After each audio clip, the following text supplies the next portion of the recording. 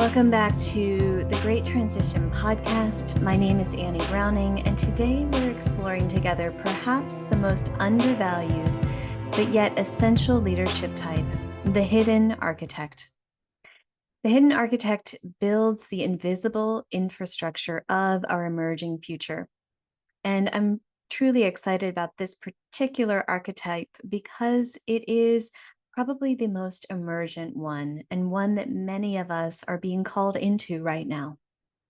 So think through perhaps one of the most impactful transformations that you have witnessed before. Perhaps it was in an organization, a community, or even just your own life. There were likely invisible forces that you only saw much later after the fact that were making the transformation possible. Networks, relationships, behind the scenes work that created the conditions for the visible change to eventually emerge. I always want to start with sharing a bit of a personal story of how I have noticed the hidden architect in my life. And my hope is that it helps illumine for you where there have been circumstances and situations where the hidden archetype has been at play in your own experience. So many of you likely know that we had a very sudden family transformation in the loss of our eldest son. And when a tragedy like this strikes, people expect that the family is either going to hold together or fall apart. But what I noticed was there was a third possibility. There was a transformation that was occurring, and it still is occurring over time, into something that was entirely new that couldn't have existed without this sort of tragedy. In the immediate aftermath, everything we knew about our roles and relationships and ways of being, quickly dissolved. And I hope you can hear that, your life and your role matters deeply systemically. And in the absence of one person, that old infrastructure, who was strong in the system, who needed support, how we communicated, became so irrelevant in the face of shared grief. But in the wake of tragedy, there were completely new relationships and the infrastructure that supported it that emerged. We started showing up for one another in very unprecedented ways. I noticed that our conversations became more poignant. They became deeper, more honest, more vulnerable. There was a gravitas or weight to every single interaction. Even family and friends that may have been more on the periphery all of a sudden came central. And this is what I noticed. If I looked back over years and years prior to this sudden tragic loss, I could see the strands of that infrastructure being built well before the moment of tragedy. And so there's a way of showing up for one another that I experienced in my own life. But it didn't happen just overnight because of this tragedy. It was already happening beneath the surface, and it had been coming together for years. What I noticed in my own role was that in the absence of answers that I could quickly give, I became a lot more comfortable with unanswered, uncertain opportunities and questions that came my way. Others developed support capacities that perhaps they never knew they had possessed. We developed a different layer of intimacy, connections that's forged through that shared sorrow, but also the emergent fabric of what we were becoming together that also has tremendous strength and beauty. So I learned, as I mentioned, that infrastructure is not built through planning. It's grown over time through that walking together in an interconnected, symbiotic way, often through impossible circumstances. And these invisible forces that we're weaving together a new infrastructure, I'm talking primarily about our family system, but you can extrapolate it to other systems that you are in relationship with. was somehow coming together and orchestrating a new reality, even as the old one was dissolving and falling away. This is the power of the invisible. Lao Tzu wrote, "We join spokes together in a wheel, but it is the center whole that makes the wagon move. We work with being, but non-being is what we use." So his quote illuminates what most of us miss in our very achievement-oriented and obsessed culture, especially toward outcomes. The most crucial systemic elements are often invisible. It's the spaces, the relationships, and processes that enable function rather than visible components that attract our attention. And so we are invited to look beneath the surface of what is invisible right now to get a sense of where we are going. And this is evidenced in nature. If you've probably heard about the mycelial network of leadership and interconnection, that beneath each forest is a hidden world, vast fungal networks that connect trees across entire forests, invisible webs that share resources based on need, transmit threat warnings, support young seedlings, maintain forest memory throughout generations. We are also that living ecosystem. And research reveals that these networks are so sophisticated that entire forests function like superorganisms with intelligence that is distributed through relationships rather than centralized individuals. The hidden architect, you are the hidden architect, work like these mycelial networks in human systems, creating invisible connections, enabling a mutual support and information sharing and developing a collective unitive intelligence. So I've noticed in conducting and facilitating gaze sessions where groups of people are entering expanded states of consciousness together, that something absolutely remarkable happens. Even when there is great geographic separation, there's a synchronicity that emerges. Individuals in these groups have parallel but similar insights almost simultaneously. There may be people in different time zones that wake up with identical solutions, even though they might be months apart or working with a problem that seems like it is decades old. There are community members from these groups that receive guidance about reaching and connecting with specific individuals, and that happens almost instantaneously. After a session, it is not a coincidence that that very same person reached out to them. This is because gaze doesn't just expand individual consciousness, it is creating a field coherence, a field intelligence. When multiple people are gathering in expanded consciousness together, they're operating from a shared intelligence that transcends our individual, often very binary mind. These boundaries between consciousness begin to flow, and it allows insights to move, much like the nutrients through fungal threads.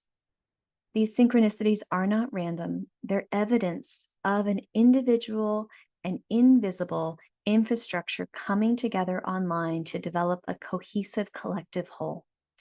Individuals are receiving these connections or insights through these unpredictable channels, as if collective intelligence is orchestrating the serendipities that are serving the whole network. I say all this because you, as a hidden architect as an archetype, are helping to build that hidden infrastructure. We aren't just building a human network, it's participating in a collective consciousness that is emerging on its own. Let's talk a little bit about science. So Dr. James Coleman has done a bit of research about social capital, and his research reveals that network relationships, not individual resources, determine what becomes possible. Communities with higher social capital, higher levels of interconnection, and unitive systemic intelligence between one another actually have greater economic development, better health outcomes, enhanced resilience, and higher cooperation levels.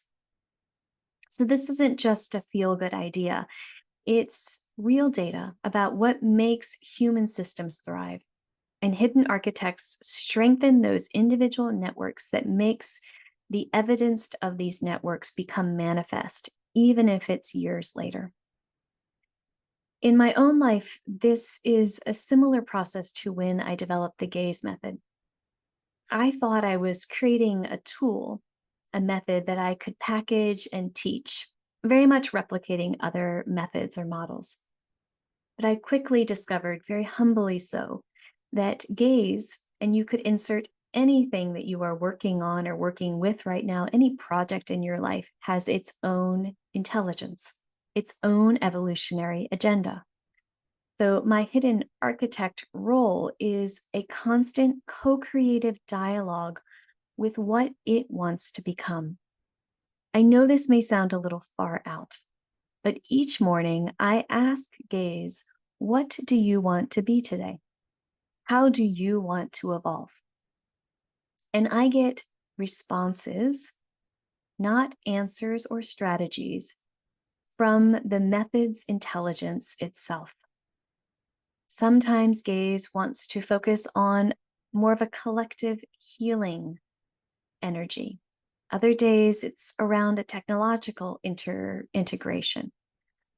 Sometimes I find myself focusing on how it could be used for children. Other times, it's about leadership.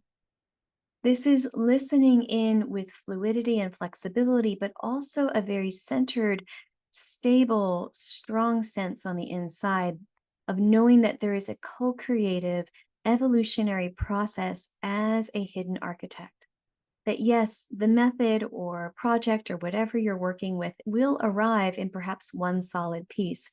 But instead of saying this is what it is and it will never change, you are continually in an evolutionary symbiotic relationship with whatever you are co creating, and you are allowing its living intelligence to shape you and vice versa. Because truly sustainable infrastructure isn't something that we build and manage and extract from. It's something that we are in relationship with.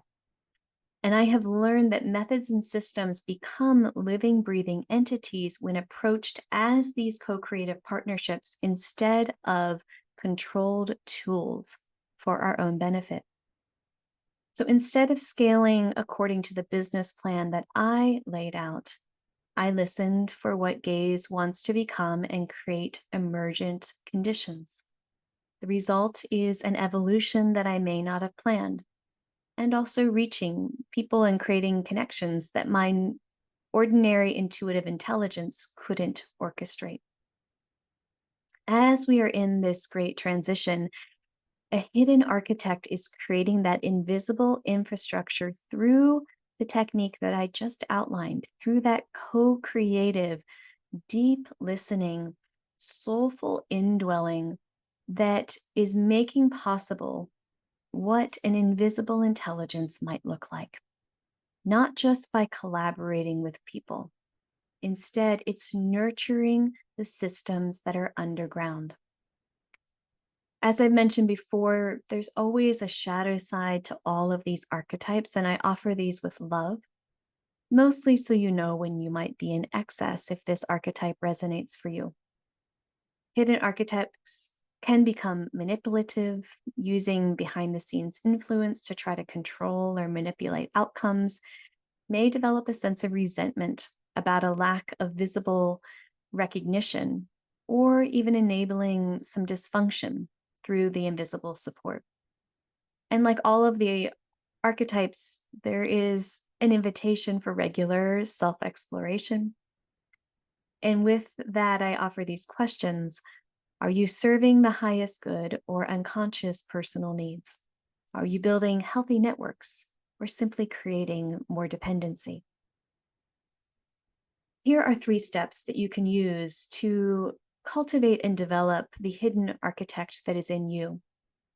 First of all, I invite you to enter a sacred sensing. And you can use that through a meditative method or any other technique that works for you to still and quiet and listen deeply within.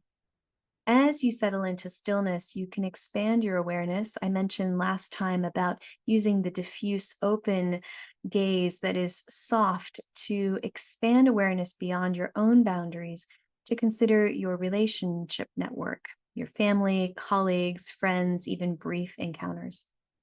Secondly, from this expansive space, hold that field of possibility for what connections may want to emerge, how your project, the person, the thing that you are relating to may start to weave together some emergent possibilities.